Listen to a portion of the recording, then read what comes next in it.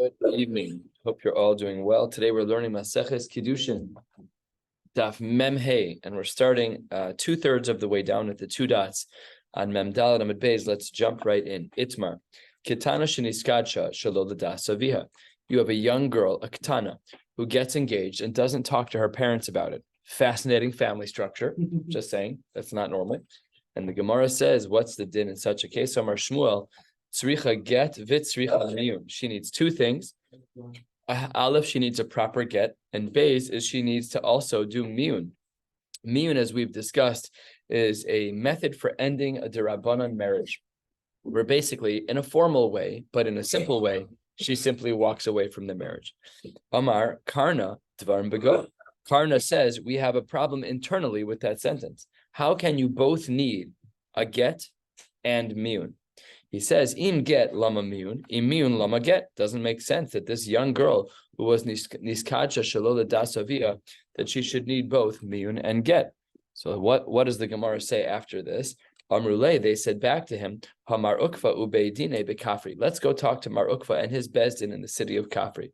Now, at that time and at that location, they were going to bring the shaila to Rav the Amora.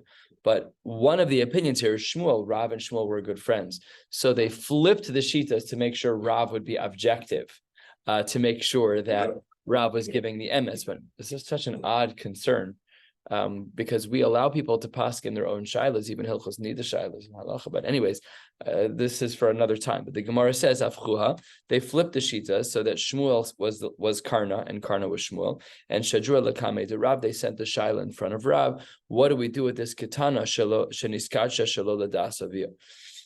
Omar lehu, Rav says back to the chevra, to the entourage who came into his house, Elokim, this can't be. Tzricha get v'tzricha miyun. First of all, she needs to get and she needs to do miyun, both against, well, what we know as Karna, but they presented it as Shitas Shmuel.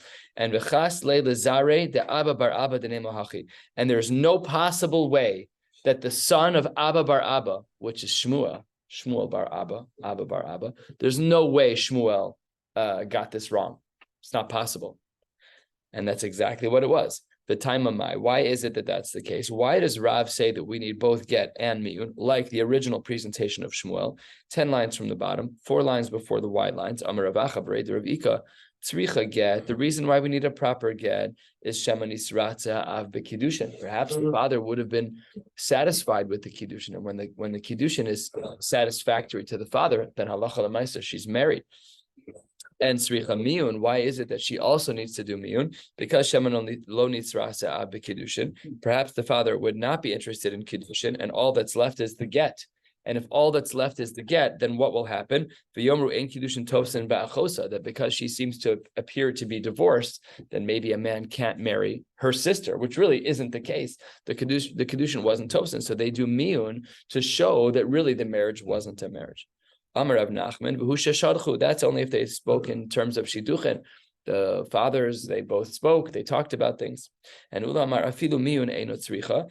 He says no. Ula argues first of the long lines. He says no. In a case of a katana who was niskadsha shelo l'das avia, she doesn't even need miyun. Says the Gemara. Wait 1 second. Is that true? Is that true? Is that true that there's no miyun even if the fathers have spoken? Says the Gemara, you're 100% right. Man masniha lo masniha. Version number 1 of Ula is that if there is shidduchin, then there's no miyun, and if there is shidduchim, then there is miyun. So then the Gemara says, well, wait 1 second. Ika de amre. There's another possibility, another possible version of Ula. Amar Ula, Ketana sheniskadsha shelo l'das avia. You have this 7-year-old girl. She gets engaged to a classmate, whatever, someone who in school. Sheniskadsha shelo l'das avia. Afilu miyun eina tzricha. She doesn't need any miyun at all. So we're going to analyze this shita of Ula. We need to make sure we have it clear. Ula says that afilu miyun eina tzricha, that there's no need even for her departure from this rabbinic marriage. In other words, the whole thing is a zero. The Ketana sheniskadsha shelo l'das avia is a zero. Says the Gemara, I'm not sure. Go all the way from nothing to get end. To go all the way from, in the same case, all the way from. And it's only Kiddushin. And it's only Kiddushin, it's not Nisuin. and it's not, and she's a katana, and all the end. The shitas go all the way from it's a nothing. So Ula's all the way on the one side, which is it's a all the nothing, way to and Rav and Shmuel are on the other side, which is that you need a double. Yeah. But in fairness, as the Gemara articulated, the only reason we really need miyun is to prevent a case where a man won't marry this girl's sister. It was really meant as like to cover another halachic issue. It wasn't to actually sever the marriage. We were afraid that if this girl only got a get, so then it appears she's divorced from. The father never agreed to it. Really, even Rabbi Shmuel agreed. You don't need anything. We're just. That's true in regards to miyun. The problem, if we knew for sure, to protect the sister, if we knew that the father was not nisratze, she would need nothing, even according to Rabbi. Correct. But that wasn't the case that was presented. The case that was presented is that we didn't know, and therefore Shema nisratze, and therefore she's perhaps married, and then Rab and Shmuel would both say that you need both get and miyun. Ika de Amre, five lines from the bottom. Amar Ula. Oh, we read this already. So let's ask the question on Ula, one line below. Sorry. Huh? Sorry. That's okay. That's okay. It's okay.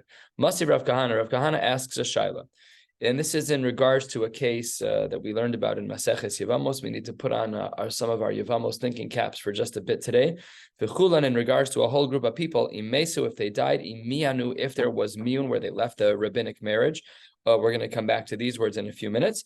Niskarshu, if there was a divorce, or shinim to islandess, or if the woman was found to be an islandess. In all of those cases, tsarosei and mutaros, tsarosei and mutaros. Halacha is that the co-wives in all of these cases, when the primary wife died or was divorced, or if there was miyun, then the co-wife goes free without any chalitza, without anything. Says the Gemara, in this case where there was miyun that was done to kid shaman, who was involved in the Kiddushin of this Ketana? So says the Gemara, if it was the father who was involved in marrying off this Ketana, so then b'miyun sagila. If the father knew, so then how can this Bryce and Yuvamos say miyun? If the father was involved, get me'al yabaya, then we need a full get. That's not, you can't do miyun just for that. That doesn't make sense. Elalav. It must be, says the Gemara, that she herself needs to, that she herself was the one who proposed without her father's permission. Her father wasn't involved. And yet, what does this Brisa say? The Brisa says, O miana, and v'katani deboya miyun, and that's a kasha on Ula. Because Ula was of the opinion that a katana sheniskadsha shalola dasavia doesn't need miyun. His language was afilu miyun eina tzricha. This Brisa shows that a katana Niskacha shalola dasavia does need miyun kasha on Ula. The Gemara says, don't worry. Who mosivla, v'hu mefarikla. The question was asked and answered by Rav Kahana, and 2 lines from the bottom, the Gemara makes a nukimta about the brisa where we had miyun. The brisa is 5 lines from the bottom, and how do we understand that brisa? That can be seen here 2 lines from the bottom. We're talking about a case scenario where this woman, it's as though she's an orphan while her father is still alive. We learned about this in a previous Masechta, and this is a case scenario where a katana was already married and divorced. She was nisarmala o niskarsha, or she was widowed as a katana. Then the father no longer has any rights to her. He no longer has the capacity to marry her off anymore. A father has 1 bullet in the chamber to marry off his daughter. That's it. Once she's married and divorced, or if her husband dies, even at a very young age, the father's out of commission now, and therefore miyun would be required. And that brisa is not a kasha on Ula, because the brisa was talking about a nukimta where she was a yasoma b'chay ha'av. The Gemara says, let's ask one more question. Last line on Mem Daled Amud Beis, Masiv Rav Hamnuna, Ein mochra lekrovim. A man is not allowed to sell his daughter as an amma ivria to family members. However, Mishum Rebbe Lazar Amru Mochra Lekrovim. Machlokas in the Amoraim as to whether Tanaim should be Eliezer. No, it's Eliezer. It's a Machlokas Tanaim because it says the word Masiv. So there's a Machlokas Tanaim about whether or not a man is allowed to sell his daughter as an amma ivria to those who are family members. And turning to the top of Memhei Amud Aleph, the Shavin, both of these shitas agree. Both the Tanakama and Rabbi Eliezer agree. V'shavin shemochra almona lekohen gadol grusha v'chalutza lekohen hedjot, that you are allowed to sell a daughter who's an amma ha'ivriya you're allowed to sell your daughter who's an almana to a kohen gadol, or to sell a grusha or a chalutza to a kohen hedjot. So says the Gemara, Hi almana hechidami. How did this woman become an almana? Ilema de kidsha aviha. If in fact the father was the one who married her off, mi matzi mizavinla. A father's not allowed to sell off his daughter after she's been nisalma. After all, the ha'ein adam mocher is bito the shifchus achar ishus. You can't sell your daughter into shifchus as an amma ha'ivriya if she's already been married. So that can't be what's going on in this case, where there's a machlokes in regards to whether or not a daughter can be sold to krovim or not, because it is talking about a woman who's already been married and she's been nisalma. So then that sale doesn't work. Yalalab, it must be over here. The kaddish ihi nafsha v'kakari la almana. She herself was the one. She herself was the one who got herself married without her father's involvement, and she's still called an almana. And really, we need the words of Tosfos here to fill in the gaps, because otherwise it's very hard to understand this Gemara. The top line of Tosfos says, Elalab, tekicha ihi nafsha v'kari la almana alma, ba'i get o miun, which the Gemara doesn't say. We therefore see that we need some form of miun, and that is a kasha on Ula, because Ula said that afilu miun lo boya. And here we see Tosfos filling in the gaps for us that there is miyun. So says the Gemara, no, that's not really true. Amar of Amram, Amar of Yitzchak, hacha bekiddushe yeyud. Here we're talking about a different kind of kiddushin with this amma ha'ivriya. The type of kiddushin that we're dealing with is yeyud. What's yeyud in regards to an amma ha'ivriya? So what it means is that, let's say that I sell my daughter as an amma ha'ivriya for $1,000 a year. And it's a 6-year term until we hit Shemitah. So it's $6,000. So if a man says, when I sell my daughter's an Amma Ivriya, okay, look, there's a balance of $6,000. It's been a year. Now there's a balance of $5,000 left. I'm going to be mevater on the $5,000. Those $5,000 I'm using as a form of Kiddushin to marry your daughter, who is currently my Amma Ivriya. So that's what is going on here. It's not a regular Kiddushin. It's not a regular anything. It's a case of an Am Ha'iri who's getting married with you just by getting rid of the balance and using that balance for the sake of Kiddushin. And that the initial dollars that when I sold my daughter and I got money for her, those dollars don't count as Kiddushin. We have to hold like that sheet as well. Otherwise, we won't have a good ukimta. So the ukimta of the case where we have this machlokas between the Tanakama and Rabbi Eliezer in the very bottom line of Mem Dalet about whether or not we can sell a daughter to krovim or not. So that case is talking about a case where there's kiddushin of an almana who got married through yud only, and only within the camp of Rabbi Yehuda, who says at most Rishonos lav l'kiddushin nitnu, and therefore Ula's shita stands. And like David said earlier, we have a wide spectrum of shitas here in regards to the following. Let's just summarize the last 20 lines.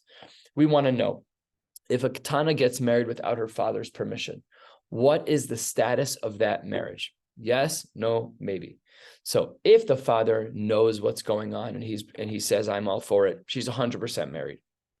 If the father has no clue what's going on, that's a machlokes. According to Rav and according to Shmuel, they say she's really married and she needs both get and miyun. According to Ula, nothing has transpired. So in short, if we're going to play like let's get married when your kids are young and they're playing that with the neighbor's kid of the opposite gender, don't give them the Harat Mekudeshes line. Like, let them play and give rings. That's adorable. Let's just make sure that they don't have any intent and that they're not doing anything halachic, because according to the shitas of Rav and Shmuel, they're mamish married and they need a get and they need to perform miyun, which is pretty severe. Okay, a quarter of the way down on Mem Hey Amud Aleph, let's continue. Itmar. We're also dealing here in this case as well with a ketana sheniskadcha shelo l'dasavia. That's also not clear from the text of the Gemara itself, but Rashi adds this, and look at Rashi 10, 12 lines down. We're still talking about a ketana. So the Gemara says mace, if her child husband dies, v'nafla lifnei echav liyibum, she falls as a yavama, as a shomeres yavam to one of her brothers. So let's say that Rachel, as a ketana, was married to Ruvain. Ruvain died. Now she falls. Rachel falls to Shimon. Amar Rav Huna, Amar Rav, mema enes lema amaro, ve'ein mema enes lezikaso. So says the Gemara that there's miyun. You can reject. She can break the marriage of mimer, but she can't break the zika. Mimer can be broken, or can have miyun, but but Zika can't be removed with just miyun. That doesn't work. There's still some kind of halachic tether. So this is a little unclear. The Gemara calls it out a third of the way down on Mem Hey Amud Aleph and says, Ketzad, what is the case that we're talking about where the miyun only works for Maimer, but the miyun doesn't work to remove the Zika, that fundamental bond that's created when Ruvain dies and Rachel falls to Shimon b'yibum. So the Gemara says, Ketzad asa b'maimer, if there's maimer that was done between Shimon and Rachel, then tzricha get, v'tzricha chalitza, v'tzricha miyun, the trifecta. Zelo tov. Now she's in a very bad scenario, potentially, unless she wants to stay married. But remember, she's a katana where the father had no das. So let's make this case what it is, which is simply a complicated case. We have a young girl who's a shomeres yavam. She got married at 7. Rachel got married at 7 to Ruvain. Ruvain died. She fell b'yibum to Shimon, and then Shimon proposed to her with maimer, which is a rabbinic form of Kiddushin only for a shomeres yavam. So now the father's not on board with any of this. This girl needs the trifecta of divorces. She needs a get, she needs chalitza, and she needs miyun. And she's 7 years old. And this scenario, please God, has never happened and will never happen. How can anyone under 12 get married in the first place? A father has the rights to marry off his daughter. Dad? It's a din d'oraisa. A father can, and if a father has passed away, then the mother and brother have some role here too. She's allowed. We're just not used to it, but it's not our culture. But Rivka was 3. I'm just saying we're just not used to it. It's not our culture at all. And it shouldn't be now. I'm just saying there might have been a time and a place where getting married as a young child was considered typical and maybe wasn't unhealthy. I don't know. I haven't read the history books. I don't know, except for this one. So let's go through each of the triple-headed divorce here. Tzricha get, one of the reasons why she needs a get is Shema nisratze ha'ab b'kiddushay sheni. That perhaps her father, while maybe he wasn't a fan of Reuben, but now that she's fallen b'yibum to Shimon, he's thrilled that Shimon and Rachel are potentially going to get married. And because of that, we need a proper get. Because if the father is beritzui, he's okay with the daughter getting married. She's married. And then we need a proper get. Tzricha chalitza, the reason why we need chalitza is Shema nisratze b'kiddushay rishon. The reason we need chalitza is that perhaps this father does not want Rachel to marry Shimon. He really liked Ruvain, and therefore we need chalitza because the daughter did all of this without the das of her father, and the father really is the one who should be holding the keys here. He wanted his daughter to be married to Ruvain. Nebuch, he died, and now in regards to marrying Shimon, he says, no, I'd rather have chalitza. And lastly, tzricha miyun shema lo nisratze ha'av lo b'kiddushin rishon, kiddushay rishon lo b'kiddushay sheni. Perhaps that the reason we need miyun is because perhaps the father wasn't good with any of this, and if we don't do miyun, then v'yomru ein kiddush of tovsin ba'achosa. We'd have that same concern we had earlier, that if people see that this young girl got a get, then they'll assume that she was married at some point, and then she'll get she won't be able to marry anyone that she wants to marry, namely other brothers in the family. Now, lo asaba maimer. Let's say that in this case scenario of this unfortunate young girl who got married at 7 and Rachel married Ruvain and Ruvain died and she fell b'yibum to Shimon, but no maimer was done. So lo asaba maimer, then ein tzricha el chalitza bilvat. Then all she needs to do is get a regular chalitza and then she is properly divorced. My amris, what is going on here? Tiboi nami miyun shema yomru ein kiddushin tovsin ba'achosa. What we should say over here, that even in a case where there is no maimer, and therefore the way to break off this marriage is with chalitza, we should also add in miyun, because perhaps miyun will remove another concern that we have, and we're 2/3 of the way down, 8, 9, 10 lines from the bottom, of Shema Yomru ein Kiddushin Tofsin Be'achosa, that perhaps Kiddushin wouldn't be Tofes with her sister, which isn't true. Kiddushin would be Tofes because she's a Ketana who did all of this Shalom Idaita. Says the Gemara, Akol Yod, and everybody knows Achos Chalutza is Derabbanan. Yeah, we all knew that off the tip of our tongues. That's what the Gemara says, is everybody knows that marrying the sister of a Chalutza is only, quote unquote, an Isser Derabbanan and not an Isser Deoraisa. Where do we know this from? Tamar Reish Lakish, Kan Shina Rebbe. Rebbe taught us this Kan is not Kan, this Kan is in Maseches Yevamos. And Rebbe taught us that Achos Gerusha Midorai. So it's usher to marry a woman's sister, the woman who's divorced. It's usher for a man to marry the sister. However, achos chalutza midivrei sofrim. So we don't have to worry about adding in an extra miyun in a case where Shimon did not do maimer to Rachel. And 5 lines from the bottom, a couple of stories. Hanhu beitre dahavu kashasu chamra tuse tzipe de Bavel. There were a couple of people, a couple of gentlemen who had children, and they were sitting under a willow tree or under some willow branches, some type of setup like that. They were outside. It actually doesn't make a difference in the story. This just were the details of the story. And they were in Bavel. Shakal chad minayu kasa de chamra. One guy took a glass of wine. Yoav le lechabre. He picked up a cup of wine. He handed it to his friend as part of a transaction. Amar mikdasha li birotech livri. Let's talk shidduchim. How about my daughter and how about your daughter and my son? Amar Ravina,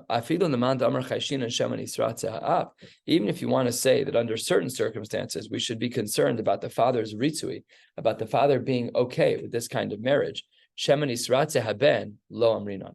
A boy never gets married at the behest of his father. He always wants to play a more active role. He's different. The halachos are different than it is with a girl. With a girl, the father is the only portal. When it comes to the son does have more latitude.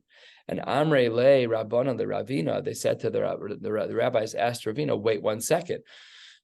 Vidilma shliach shavya. Perhaps the son said to the father, my father, I hereby appoint you as my messenger to get me married. And if that's true, then this conversation that happened under the willow tree should be binding, because the son very well could have said to his father, Dad, I want you to be my messenger. It says the Gemara, that's disrespectful. Lo chatziv inish lishvuye le'avu hashliach. Children would never ask their parents to be their messenger. In 2023, I hereby argue this assumption of the Gemara, because the way things go right now, vehemently, that is not the way the world turns. You're going to Target? Yeah, here's my shopping list. In the home that we grew up in, as I reflect on my childhood, I tell this to people all the time. If you didn't say please, and if you didn't say thank you, you also didn't get dinner. Now, it isn't exactly the case, but it's pretty close. It's a hair shy of that. My parents were makbid gamor, pleases and thank yous. Much as I try, and it's a daily affair, it's hard. It's very hard in our generation. The levels of entitlement are ad la shamayim. It's not normal. But back in the day, I hope you're not saying that about me. But back in the day, children had a baseline of respect. They would never say to their father, could you please be my shliach?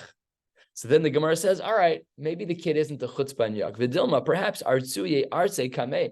Perhaps the child was just expressing his feelings. Oh, I really wish I could get married. It would be so nice to find a nice girl. And he describes what shidduch resume he's looking for. And then my father is sitting under the willow tree with a friend and says, hey, Phil, I got someone for you, but he does the marriage without me. Would that work? Because then I'm not the chutzpah yak who asked my father to be a shliach.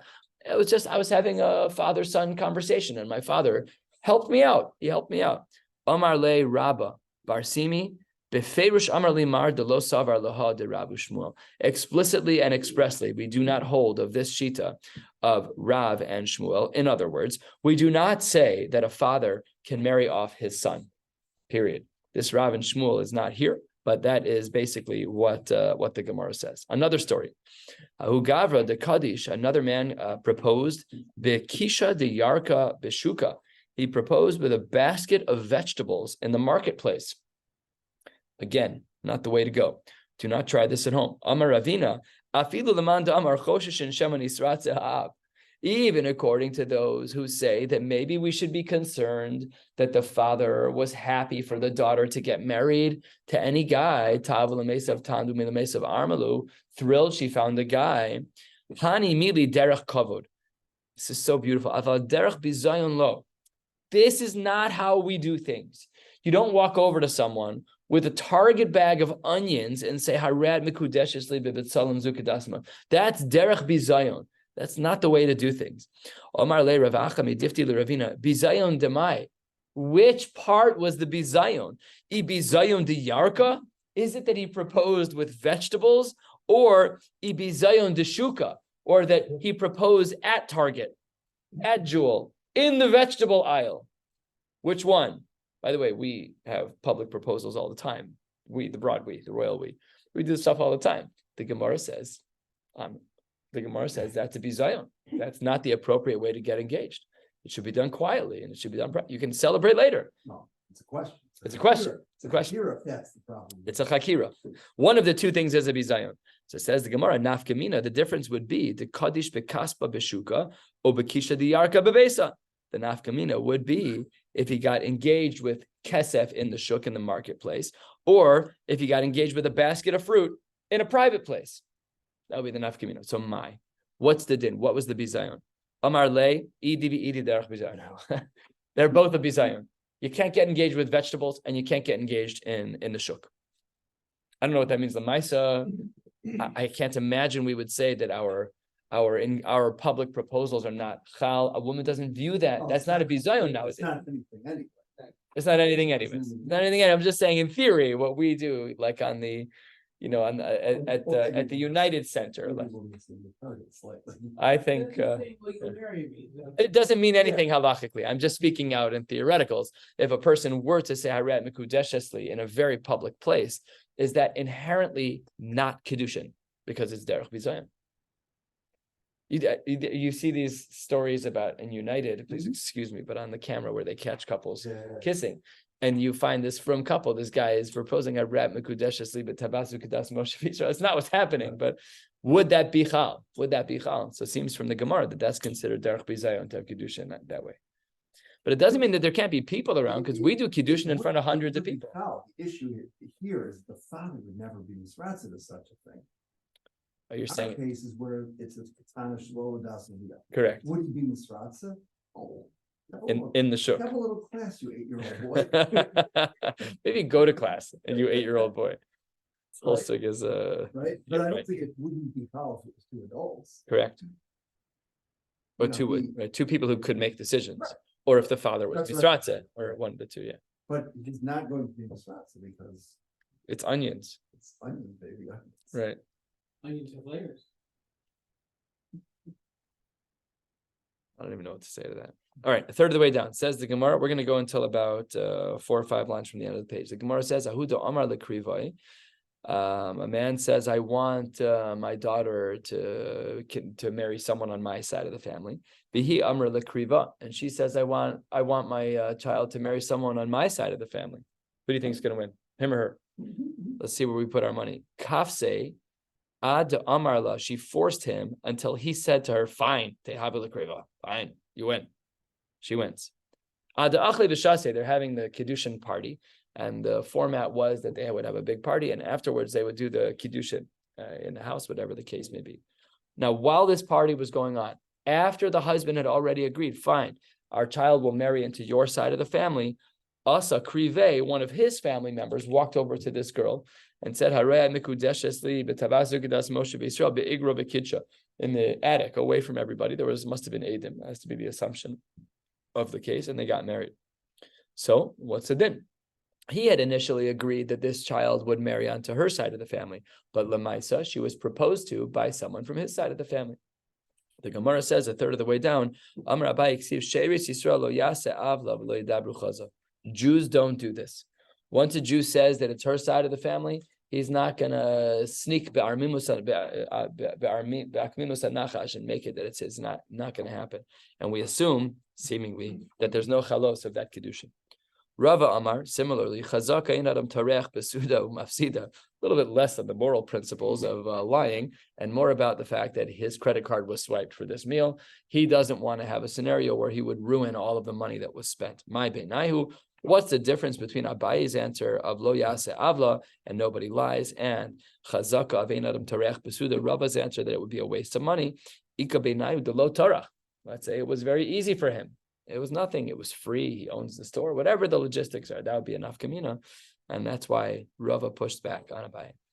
How many cases? What exactly is the mechanics? We're talking about the katana, where the question is whether the father is really. Well, it wasn't really the question initially. The case was that the father didn't know what was going on. That this girl was in school and she was proposed to by someone. Okay. And then we have to make chakiras. Had he known about it, what would we assume? Yes, no, maybe. And that's going to That will go back to the beginning of today's daf, which is the machlokas, Rav and Shmuel on the one side.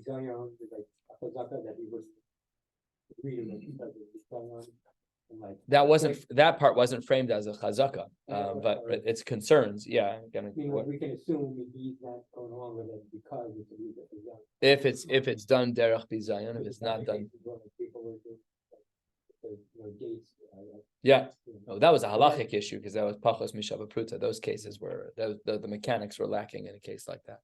But here we're talking about a 7-year-old and a 13-year-old boy, right?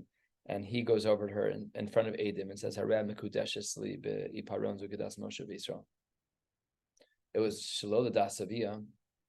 So Rav and Shmuel says she needs a get and she needs miyum. That's wild.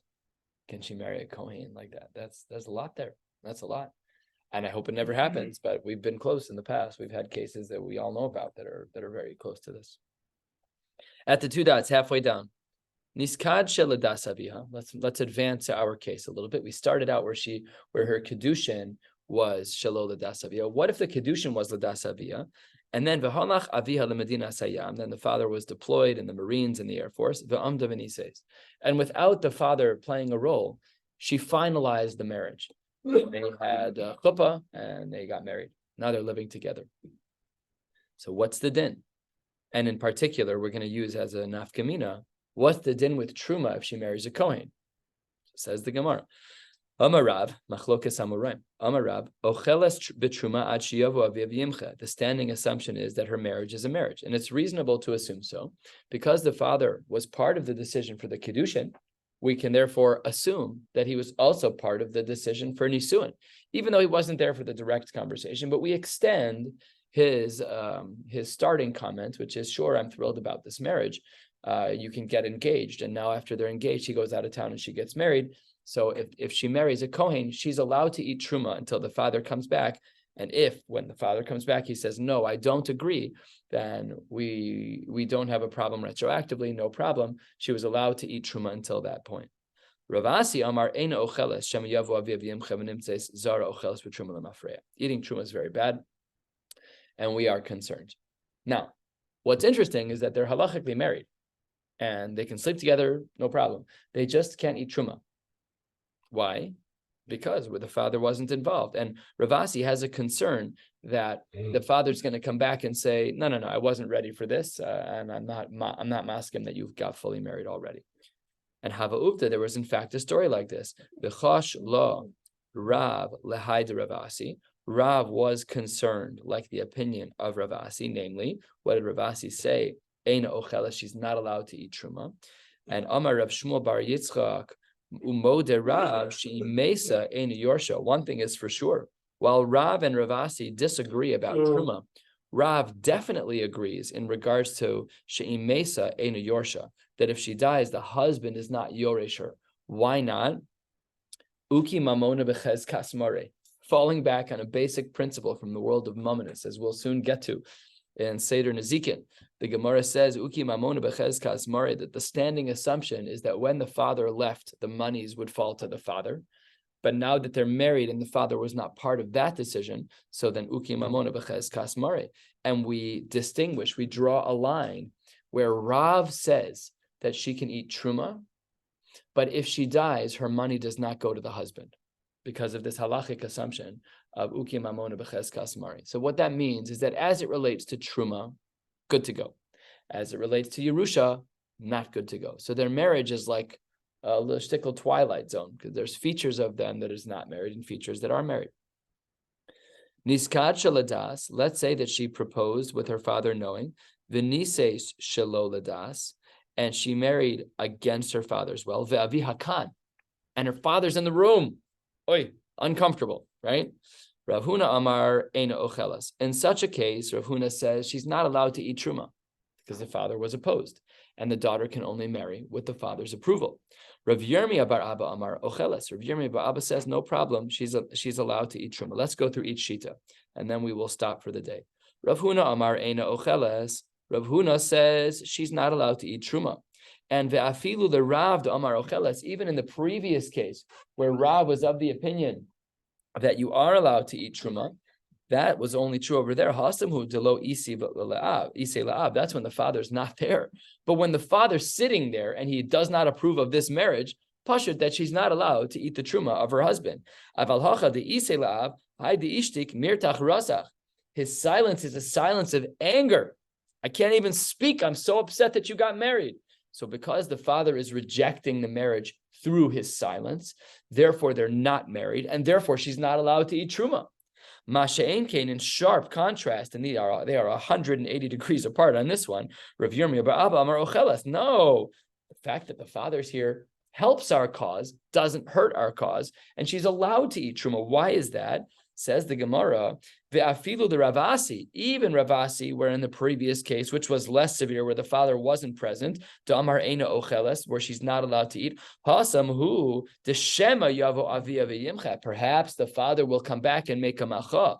But here, Aval Hacha, midishasik, the fact that the father's present and the fact that the father's not making a macha, so then insucha lay, must be that he's supportive, he's on board, and therefore they're married. So what we're doing is we're looking at the father's silence. Let's get the case clear. A woman gets engaged with her father's permission. A woman marries against her father's permission, but her father's in the room. The father sits there silently, doesn't say a peep. I don't know why they don't just ask him, but the assumption is that, fine, it's a halachic question. Is his silence approval, or is his silence rejection? Do we say his silence is approval and therefore she can eat truma, or is his silence deafening and they're not married and therefore she cannot eat truma? That is the machlokes between Rabbi Yirmiyah bar Abba on the one hand and Rav Huna on the other. We will stop right here and pick up Amir Hashem tomorrow, 5 lines from the bottom. Wishing you all a beautiful night.